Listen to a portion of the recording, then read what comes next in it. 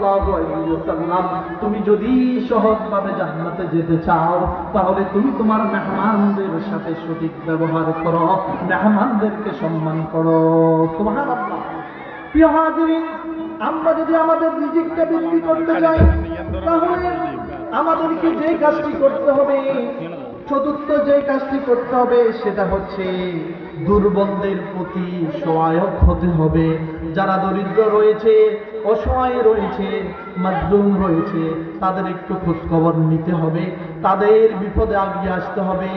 যদি আমরা দুর্বলদের, অসহায়দের, মিসকিনদের মাথার মধ্যে যদি একটু হাত বুলাই দিই, আল্লাহর রাসূল সাল্লাল্লাহু আলাইহি ওয়াসাল্লাম বলেছেন তার মাথায় যতগুলো চুল রয়েছে আল্লাহ ততগুলো চুলের সওয়াব তার আমলনামায় দান করবেন। সুবহানাল্লাহ। যখন কোন মানুষ বিপদগ্রস্ত মানুষের পাশে দাঁড়ায় তখন বিপদগ্রস্ত মানুষটি তাকে মানুষ মনে করে না, বিপদগ্রস্ত সেই মানুষগুলা তাদেরকে ফেরেশতা মনে করে, ফেরেশতা। সেই জন্য আমাদের সমাজে অনেক অসহায় মানুষ রয়েছে, নির্যাতিত মানুষ রয়েছে, জুলুম মানুষ রয়েছে, মাজলুম মানুষ রয়েছে। আমরা যদি তাদের একটু খুঁজি, তাদের কাছে রহমতের হাত বাড়াই দিই, আমরা তাদের কাছে রহমতের হাত বাড়াই নাই, আল্লাহ সুবহানাহু ওয়া তাআলা স্বয়ং আল্লাহর রহমতের হাতটা আমাদের প্রতি বাড়িয়ে দিবে। সুবহানাল্লাহ। সেই জন্য বুখারীর শরীফের বর্ণনায় আল্লাহর রাসূল সাল্লাল্লাহু আলাইহি ওয়াসাল্লাম বলেন, হাল তানসুরুনা ওয়া তারযুকুনা ইল্লা বিদুআফাইকুম। তোমাদের প্রতি আল্লাহ যে করেন, তোমাদের প্রতি আল্লাহ যে রহম করেন সেটা হচ্ছে তোমাদের দুর্বলদের কারণে, তোমাদের মধ্যে ফকির মিসকিনের কারণে আল্লাহ সুবহানাহু ওয়া তাআলা তোমাদেরকে রিজিকটা বন্টন করে থাকে। সেই জন্য রব্বে কারীম ৭৮ নম্বর সূরা মুদাসসির বলেন, মা সালাকাকুম ফি সাকার ক্বালু লাম নাকু মিনাল মুসাল্লিন ওয়া লাম নাকু তুতি'মুল মিসকিন ওয়া লাম নাকু তুতি'মুল মিসকিন। মা সালাকাকুম ফি সাকার, কাল কিয়ামতের ময়দানে জাহান্নামীদেরকে বলা হবে, তোমরা না বৃদ্ধ বয়সে মা বাবা পেলে, তোমরা না রমজানের রোজা পেলে, তোমরা না ৫ ওয়াক্ত নামাজ পেলে, তোমরা না এই ওয়াজের মাহফিলের মতো মহামান্বিত একটি মাহফিল পেলে, এত সুযোগ থাকার পরে মা সালাকাকুম ফি সাকার, তোমরা কেন জাহান্নামে নিক্ষেপ হলে?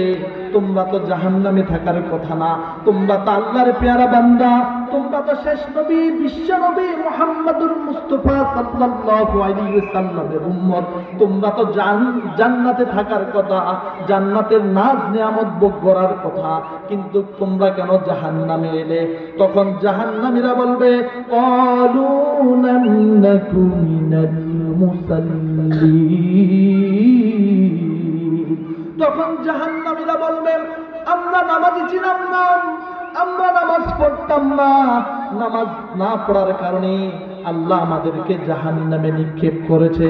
শুধু তাই নয়, জাহান্নামীরা আরেকটা অভিযোগ করবে, ওয়ালাম নাকু তুতি'মুল মিসকিন, আমরা মিসকিনের খোঁজ খবর নিতাম না, আমরা মিসকিনদেরকে সাহায্য করতাম না, আমরা দুর্বলদের প্রতি রহম করতাম না, সেই জন্য আল্লাহ আমাদেরকে জাহান্নামে নিক্ষেপ করেছে।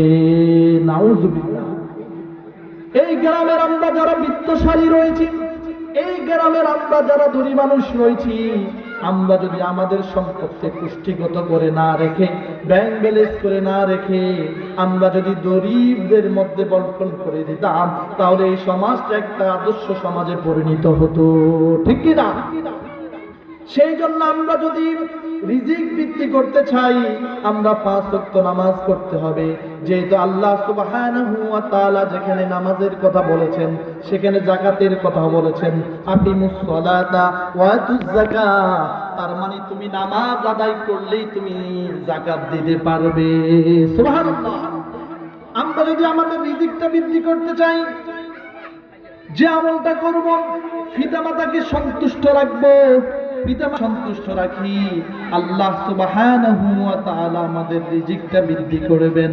রাসূলুল্লাহ সাল্লাল্লাহু আলাইহি সাল্লাম বলেন, সাকাতা রব্বি সাকাতাল ওয়ালিদাইন, তোমার পিতামাতা তোমার জন্য খুশি, তোমার আল্লাহ স্বয়ং তোমার জন্য খুশি।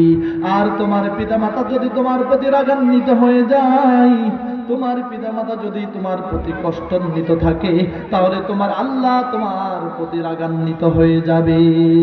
সেই জন্যই শীতের মধ্যে আমরা যদি আমাদের আব্বা আম্মার সেবা করতে পারি, এই শীতের মধ্যে যদি আব্বা আম্মাকে একটু গরম পানি করে দিতে পারি, এই শীতের মধ্যে আব্বা আম্মার মুখে যে একটু একটু ফল উঠাই দিতে পারি, আব্বা আম্মা যেই খুশি হবে, শুধু আব্বা আম্মা খুশি হবে না, স্বয়ং আব্বা আম্মার মালিক, আমার মালিক আল্লাহর আরশ খুশি হয়ে যাবে।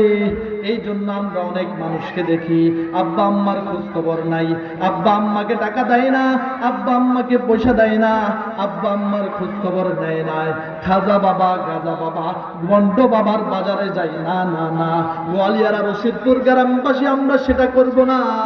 আমাদের কারো যদি জীবনের মধ্যে বড় পীর থেকে থাকে, সেই বড় পীরের নাম হচ্ছে আব্বা আম্মা।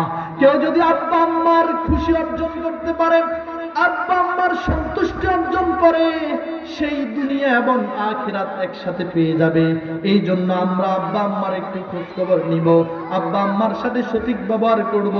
আমরা এমন কথা বলবো না, এমন কথা বলবো না যে কথা বললে আব্বা আম্মা কষ্ট পেয়ে যায়।